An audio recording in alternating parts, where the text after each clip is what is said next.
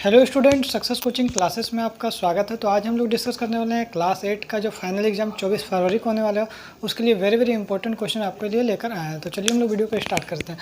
देखिए, हमारे क्लास 8 का है, ये हमारा मैथ सब्जेक्ट है। फाइनल एग्जाम 2026 के लिए 24 फरवरी के लिए वेरी इंपॉर्टेंट क्वेश्चन हम लोग बताने वाले हैं क्लास 8 का। ठीक है, देखिए सबसे पहले क्या बोल रहे हैं, सबसे छोटी पूर्ण संख्या क्या है। तो ध्यान रखिएगा, पूर्ण संख्या हम लोग किसको बोलते हैं। तो सबसे छोटा संख्या जो हमारा होता है पूर्ण संख्या 0 से स्टार्ट होता है। जैसे मान लीजिए हमारा 0 1 2 3 4 ये हमारा अनंत तक नंबर चलता है। तो सबसे छोटा संख्या हमारा क्या हो जाएगा, 0 क्या हो जाएगा, हमारा पूर्ण संख्या हो जाएगा। ठीक है, और सबसे छोटा अगर प्राकृत संख्या बोलेगा तो सबसे छोटा हमारा प्राकृत संख्या क्या होता है, 1 होता है। ठीक है, सबसे छोटा प्राकृत संख्या 1 होगा, सबसे छोटा हमारा पूर्ण संख्या क्या होगा, 0 होगा। तो सबसे पहला क्वेश्चन क्या बोल रहा है, सबसे छोटा हमारा पूर्ण संख्या बोल रहा है। तो सबसे छोटा हमारा पूर्ण संख्या क्या हो जाएगा, तो हमारा 0 हो जाए। ठीक है, देखिए सबसे छोटा हमारा प्राकृत संख्या, प्राकृत संख्या किसको बोलते हैं, गिनती वाला संख्या को हम लोग क्या बोलते हैं, प्राकृत संख्या बोलते हैं। तो गिनती हम लोग कहाँ से स्टार्ट करते हैं, 1 से हम लोग स्टार्ट करते हैं। गिनती कहाँ तक जाता है, आपका अनंत तक जाता है। तो गिनती वाला संख्या को हम लोग क्या बोलते हैं, प्राकृत संख्या बोलते हैं। आप प्राकृत संख्या में अगर शून्य को मिला देंगे तो हमारा क्या बन जाएगा, पूर्ण संख्या बन जाएगा। देखिए ये हमारा प्राकृत संख्या था, इसमें हम लोग सिर्फ 0 को ऐड कर दिए तो हम लोग क्या बन गया, पूर्ण संख्या बन गया। ठीक है, तो सबसे छोटा पूर्ण संख्या क्या होगा, 0 होगा। और सबसे छोटा प्राकृत संख्या हमारा क्या हो जाएगा, 1 हो जाएगा। ठीक है, हाँ वो भी हमारा +1 होगा। उसके बाद देखिए यहाँ बोल रहा है इनमें से कौन सा गुणात्मक तत्समक होता है। तो ध्यान रखिएगा, अगर हमारा गुणात्मक तत्समक बोलेगा तो हमारा आंसर क्या हो जाएगा, 1 हो जाएगा। क्या हो जाएगा, 1। तो हमारा गुणात्मक तत्समक के लिए हमारा +1 हो जाएगा। ठीक है, उसके बाद देखिए अगर योज तत्समक बोलेगा, ठीक है ध्यान रखिएगा, योज तत्समक बोलेगा तो 0 हो जाएगा। ठीक है, देखिए गुणात्मक तत्समक मतलब अगर 6 में से किसी नंबर को 1 से अगर मल्टीप्लाई कर देंगे तो हमारा क्या होगा, 6 ही होगा, नंबर में कोई भी चेंज नहीं होगा। तो ये हमारा क्या हो जाएगा, गुणात्मक प्रतिलोम कहलाएगा। क्या होगा, गुणात्मक प्रतिलोम कहलाएगा। ठीक है, प्रतिलोम।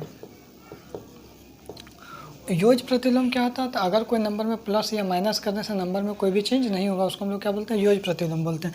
जैसे 6 में से देखिए +0 करेंगे फिर भी 6 होगा, 6 में से -0 करेंगे फिर भी हमारा क्या होगा, 6 होगा। तो योज प्रतिलोम अगर बोलेगा तो ध्यान रखिएगा हमारा योज तत्समक बोलेगा। ध्यान रखिए, योज तत्समक बोलेगा तो हमारा आंसर क्या हो जाएगा, 0 हो जाएगा।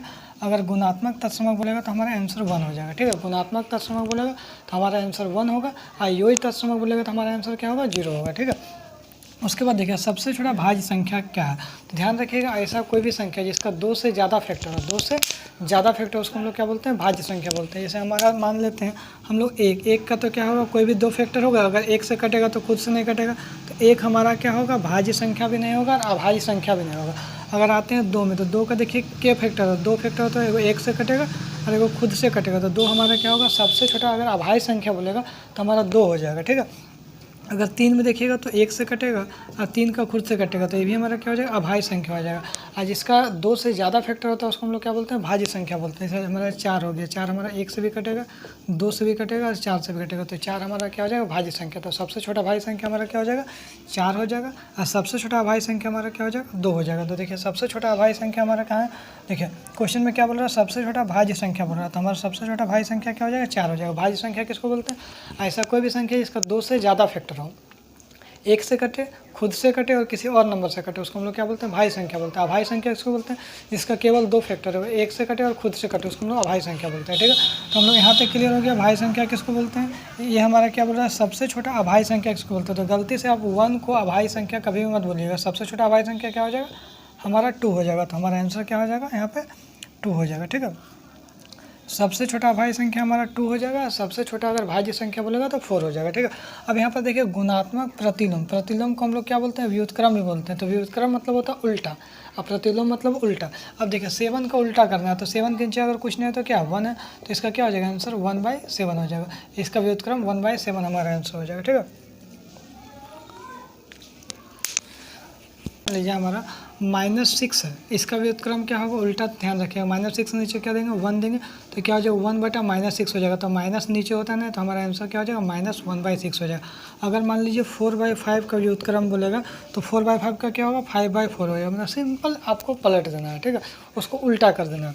अगर मान लीजिए 5 है, 5 का व्युत्क्रम क्या होगा, तो 5 के नीचे क्या करना है, कुछ नहीं है, तो 1 है, तो इसको पलट देंगे तो क्या होगा, 1/5 हो जाएगा। अगर -1/4 इसको पलटेंगे तो क्या हो जाएगा, 4/-1 हो जाएगा। तो माइनस तो नीचे होता नहीं, तो उसको ऊपर कर देंगे तो हमारा क्या हो जाएगा, -4 हो जाएगा, -4/1 हो जाएगा। ठीक है, ये हमारा क्या हो जाएगा, इसका व्युत्क्रम उल्टा हो जाएगा। ठीक है, देखिए अब क्वेश्चन नंबर यहाँ 8 क्या बोल रहा है यहाँ पर, 90,000 का वर्गमूल निकालने के लिए बोल रहा है, इतना आपको निकालने के लिए बोल रहा है। तो ध्यान रखिएगा जो 9 है किसका वर्गमूल होता है, 3 का होता है। ध्यान रखिएगा 3 का स्क्वायर कितना होता है हमारा, 9 होता है। 3 गुना 3 9 हो जाएगा। तो 9 का वर्गमूल क्या होगा, 3 होगा।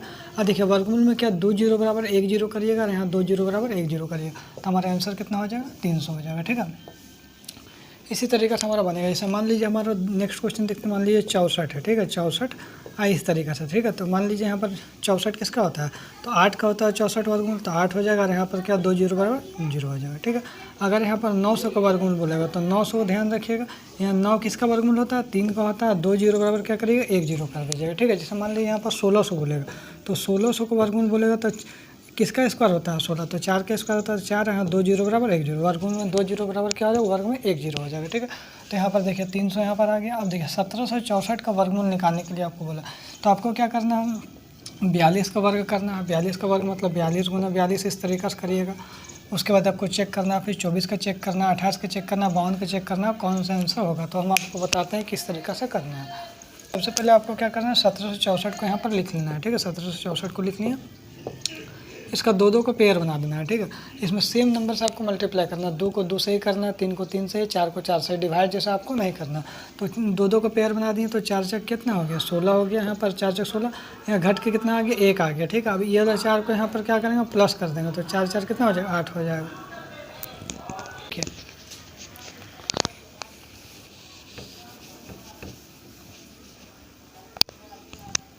देखिए सबसे पहले हम लोग देखते हैं 1764 का हमको वर्गमूल ज्ञात करना है। ठीक है, तो 1764 आपको इस तरीके से लिख देना है 1764। इस तरीके से हम लोग क्या करना है, 2 का डिजिट का हम लोग पेयर लेना है। 2 डिजिट का हम लोग क्या करेंगे, पेयर ले लेंगे। उसके बाद देखिए डिवाइड में हम लोग क्या करते थे, 4 4 जो 16, 2 2 जो 4, 3 3 जो 9, इस टाइप से आपको नहीं करना है, आपको सेम पेयर मिला के चलना है। ठीक है, तो जैसे मान लीजिए 17 है, तो 4 को 4 से ही मल्टीप्लाई करेंगे, 2 को 2 से ही मल्टीप्लाई करेंगे, 3 को 3 से ही मल्टीप्लाई करेंगे, तो 4 से कितना हो जाएगा, 16 हो जाएगा। तो घट के 1 आ जाएगा, यहाँ खत्म। अभी 4 को जो है ना यहाँ पर आपको प्लस कर देना है, तो कितना हो जाएगा, 8 हो जाएगा। अब यहाँ पर क्या करना है, आपको एक डिजिट उतारते थे डिवाइड में, यहाँ क्या करना है, दोनों डिजिट उतार देना है। तो यहाँ पर देखिए 4 6 4 उतार दें, 164। अब यहाँ ऐसा क्या नंबर लगाएं कि हमारा 164 आ जाए। तो मान लीजिए अगर मन कर रहा है कि 1 लगा दें, मान लो यहाँ 1 डालेंगे तो 1 से ही मल्टीप्लाई करना होगा, तो यहाँ क्या हो जाएगा, 81 हो जाएगा। अगर यहाँ 2 डालेंगे तो क्या होगा, 2 से ही मल्टीप्लाई करना होगा, तो 2 2 जो 4, 2 8 जो 16, हमारे क्या 164 आ जा रहा है 2 डालने से। और यहाँ पर 2 डालेंगे तो 164 हमारा पूरा पूरी कट गया। अभी क्या करेंगे, 2 को यहाँ पर प्लस कर देंगे, तो 84 होगा। हमारा राइट आंसर क्या हो जाएगा, 42 हो जाएगा। तो हमारा ऑप्शन देखिए 42 पहला वाला राइट आंसर हो जाएगा।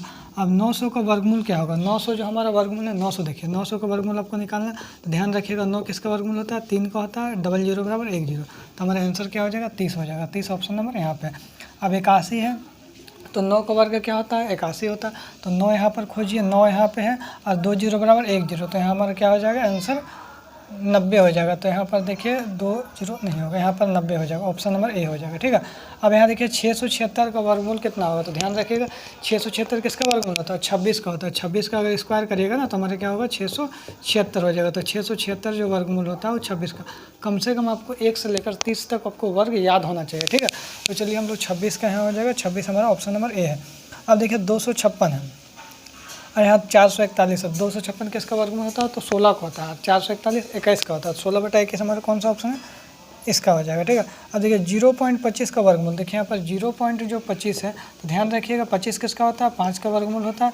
और 0.5, तो आंसर क्या हो जाएगा, 0.5 यहाँ पर ऑप्शन नंबर सी हो जाएगा। तो कम से कम आपको 1 से लेकर 20 तक आपको स्क्वायर या 20 या 30 तक आपको स्क्वायर याद होना चाहिए, तभी आपको आसान होगा बनाने में क्वेश्चन को।